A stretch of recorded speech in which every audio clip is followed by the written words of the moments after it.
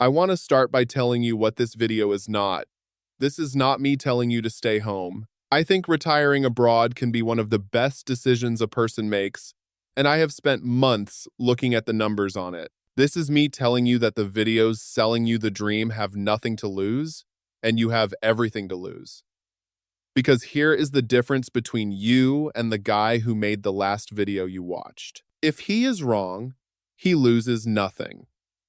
If you are wrong, you are 71 years old, you sold your house, and you are trying to get back into a country whose housing market moved on without you. So this is the other list. 7 countries you have absolutely been told to retire in, and the thing about each one that nobody puts in the thumbnail. And before any of them, there is one fact that sits underneath all 7, and if you take nothing else from this video, take this. Medicare does not go with you. Let me say that again, because people nod at it and then do not actually hear it. If you retire outside the United States, Medicare does not cover you. This is not a paperwork problem. It is not something you fix with a phone call. The coverage is simply not there, which means the day you land, your health plan is one of 2 things: cash or private international insurance. And here is what almost nobody tells you about that private insurance.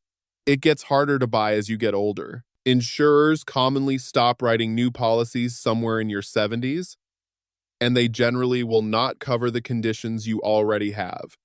So read the trap carefully, because it is a good one. It works beautifully at 65.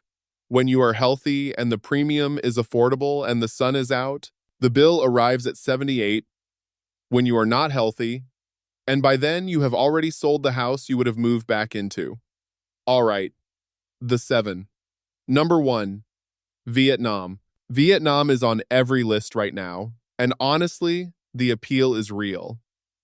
Da Nang is beautiful, the coast is stunning, and the cost of living is as low as anywhere on Earth. There is a video out there of an American retiring there on nothing but his Social Security check, and it has over 1 million views, and as far as I can tell, he is doing fine. Here is what that video does not tell you. Vietnam does not have a retirement visa. Not a strict one, not an expensive one. It does not have one. There is no legal category in Vietnam that says, I am retired and I would like to stay here. So, what are all these retirees doing? They are living on rolling tourist and business visas. They are doing visa runs. They are, in the eyes of the law, permanent tourists, staying at the discretion of an immigration officer, renewing their right to exist there every few months, forever, and that might work for years. It works for a lot of people right now. But you cannot build the last third of your life on a legal category that does not exist. All it takes is one rule change, and a 70-year-old is packing up an apartment. Number 2, Portugal. Portugal was the answer. For about a decade, if you asked where to retire in Europe, the answer was Portugal. And the reason was not really the weather or the food, it was the tax deal. It was a program called Non-Habitual Resident, and it gave new arrivals a preferential tax arrangement for 10 years. That, more than anything, is what built the expat boom there. That program is closed to new applicants. They wound it down. There is a successor scheme, but it is aimed at skilled workers and researchers. It is not aimed at you, and it is not aimed at your pension, and people are still moving to Portugal for it. Right now. They are watching videos made 3 or 4 years ago, packing up their lives, and chasing a tax break that is not there anymore. The visa still exists. You can still go. Lisbon is still beautiful, and considerably more expensive than it was, and the locals have some very pointed feelings about why. But the reason everybody told you to go is gone, and most of the internet has not caught up. Number 3, Thailand. Thailand is a genuine retirement destination. I want to be fair here, because I have made an entire video about the homes there. Hua Hin and Chiang Mai have real retiree communities, real hospitals, real infrastructure. This one is not a mirage. But there are two things about Thailand you need to hear before you sell anything. The first is that you will never own the land. Foreigners cannot own land in Thailand. You can own a condominium unit within a quota in a building. You cannot own the ground under a house. What people do instead is sign long leases or set up a Thai company or put it in a spouse's name. And every one of those has a failure mode that ends with a 75-year-old and a lawyer. The second thing is the money. To hold a retirement visa there, you are generally looking at parking something in the region of 800,000 baht in a Thai bank account or showing a qualifying monthly income instead. Call it somewhere in the low 20,000s in dollars, depending on the day. Now, that is exactly the kind of number that moves, so do not take it from me. Check it the week you apply, not the year you dream about it. But understand what that money actually is. It is not spending money. It is a hostage. It sits in that account, doing nothing, so that your visa stays alive. And if it drops below the line, so does your right to be there. Thailand has also changed how it treats foreign income for people who live there most of the year. I am not going to try to explain a foreign tax code to you in a YouTube video, and you should be suspicious of anyone who does. I will just tell you that it changed. It is genuinely complicated, and you need a real professional before you move, not a video. Number 4, Costa Rica. And this one matters more than the rest, because this is the one that gets people who did everything right.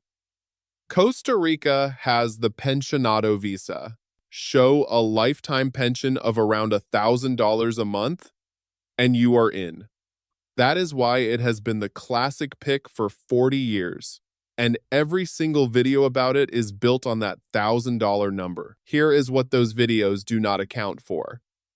The colon, the Costa Rican currency, strengthened against the dollar. Now stay with me, because this is the most important minute in this video, and it is boring, which is exactly why nobody tells you about it.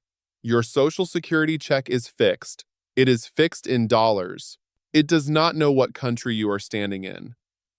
So when the local currency gains ground on the dollar, your check buys less, your rent goes up, your groceries go up, and nothing about your life changed. You did not overspend. You did not make a bad decision. The exchange rate ate you, quietly, while you were asleep. Every retire on $1,000 a month video ever made quietly assumes the exchange rate stands still. It never stands still.